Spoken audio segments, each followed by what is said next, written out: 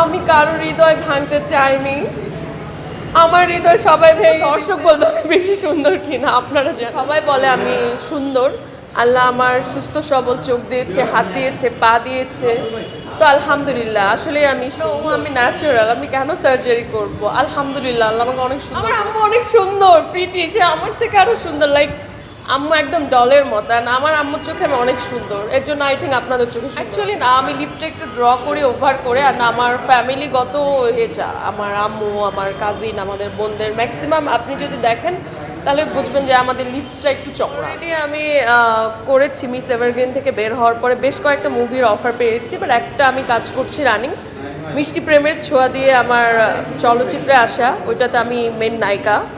But এখন আমার family চাচ্ছে না যে আমি আর মুভি করি, আমাকে চাচ্ছি স্টাডি নিয়ে ফোকাস করার জন্য। পাশাপাশি র্যাম্পের কাজটা আমার করা হচ্ছে বেশিরভাগ। তবে চলচ্চিত্রের নায়িকা হিসেবে দর্শক কি আপনাকে আর পাবে না, নিরাশ? দর্শক কেন পাবে না? সময় সুযোগ বুঝে যদি আমি আরও ভালো কাজের অফার পাই, নিজেকে আরও ডেভেলপ করতে পারি, আমি চাইবো যে বাংলাদেশে আমি একটা ভালো ওটাকে কি বলে গ্ল্যামারাস নায়িকা হিসেবে নিজেকে প্রেজেন্ট করতে, ভালো কাজ দিতে। সো আমি আমার দর্শককে উল্টাপাল্টা কাজ দিতে চাই না, এর জন্য একটু বিরতি নিতে চাচ্ছি না। ফ্যামিলি চাচ্ছে না, ফ্যামিলি বলছে যে সময় নিয়ে কাজ কখনোই চায় না জায়েদ খানের থেকে তার সাথে ফ্ল্যাটিং করা যায়, বাট ডিগবাজি আমি আনম্যারিড, বিয়ে হয় না। আমি কি করব? আমার কপালে একটা বাস্তব, ওই যে রিলস দেখি না যে সুন্দরী মেয়েদের বয়ফ্রেন্ড বা হাজব্যান্ড খুব কম থাকে, প্রপোজ করে না, সবাই ভাবে এর অনেক আছে। আর আমার ফ্রেন্ড সার্কেল কল করে বলবে, এই তোর কতগুলা বয়ফ্রেন্ড রে, এই তোর তো এতগুলা সুগার ড্যাডি। অ্যাকচুয়ালি আমি এরকম না, বিশ্বাস করেন আমি কাউকে বুঝাতে পারি না। আর আমি একটা প্রেম করছি, ওই ছেলেও আমাকে লাইক বলছে মিডিয়া ছাড়ো, না হলে বিয়ে করব না। এটা কোনো কথা? এমন যদি কাউকে পেয়ে যায় যে আমাকে ভালোবাসবে, আমার মিডিয়াকে ভালোবাসবে, দেন আমি হয়তো বিয়ে করবো। আস্তাগফিরুল্লাহ ভাইয়া, আমি এই কোয়েশ্চেনটা বলবো যে আমাকে না, পৃথিবীর কোনো মেয়েকেই করবেন না। বিকজ এটা একটা লজ্জাজনিত কোয়েশ্চেন যে সুগার ড্যাডি। হ্যাঁ, আমার বয়ফ্রেন্ড বা পছন্দের মানুষ থাকতে পারে, বাট সুগার ড্যাডি। আমি কারোর হৃদয় ভাঙতে চাইনি। আমার হৃদয় সবাই ভেঙে, বিকজ তারা ভাবে আমি হয়তো তাদের আমার বয়ফ্রেন্ডরা ভাবছে আমি ওদের অনেক খরচ করাবো, আমাকে অ্যাফোর্ড করতে পারবে না। এর জন্য আমাকে ছেড়ে লাইক ওরা ভয় পায়, বলে যে আমি যার সাথে প্রেম করছি, লাইক অত টাকাওয়ালা ছেলের সাথে যখন নাক করছি, তখন সে বলছে যে তোমাকে অ্যাফোর্ড করতে পারবো না তোমাকে বিয়ে করলে।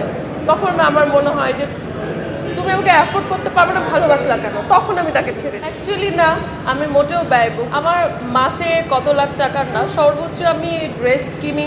আপনি যেহেতু বলছেন যে আমি অনেক ওয়েস্টার্ন পরি, সো আমার ওয়েস্টার্নই পরা হয়। আমার সর্বোচ্চ আমি 50 থেকে 1 লাখ টাকার শপিং করে, এর বেশি খুব কমে স্বাচ্ছন্দ্য বোধ করি ভাইয়া। আমার অনেস্টলি আমাকে অনেকে দেখে বলে তোমাকে নায়িকা মনেই হয় না তোমার বিহেভিয়ার দেখে। আপনি যে বললেন ড্রেস আপ, আমার কাছে মনে হয় যে আজকে আমি 1 লাখ করছি, কালকে আমি 10 লাখ টাকার করবো, সেটা আমার কাছে সেমই মনে হবে।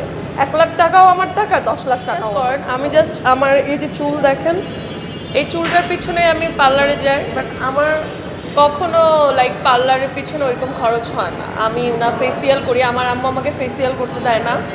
অ্যান্ড আমি ঘরোয়া একটু প্যাক ট্যাক লাগাই, এর বাইরে আমি কিছু দিই না ভাইয়া। আমি আমার লাইফ টাইমে আমি দুবাই যাই নাই, বাট আমি যেহেতু র্যাম্প মডেল, আমার অফার এসেছিল দুবাইয়ের। সো বিভিন্ন জঞ্জাট বা ঝামেলার কারণে জানেন ভিসা দিচ্ছে না, সো এর জন্য আমার কোনো শেখের সাথে পরিচয় হয় না। আর আমি আমার বয়ফ্রেন্ডকে শেখ ভাবি, আমার একজনই ভাইয়া। আমি কখনো 10 জন না, বাট আমি পছন্দ করি একজন আরেকজনকে বোঝা ট্রাই করতেছি, বাট লাইক ওইরকম ওকে তো আমি বাধার সুযোগ দিই না। আমাদের মধ্যে লাইক পছন্দ হয় না ওইটা, বাট আই থিঙ্ক যে হবে তাকে একটু ইঙ্গিত দিচ্ছে আর কি।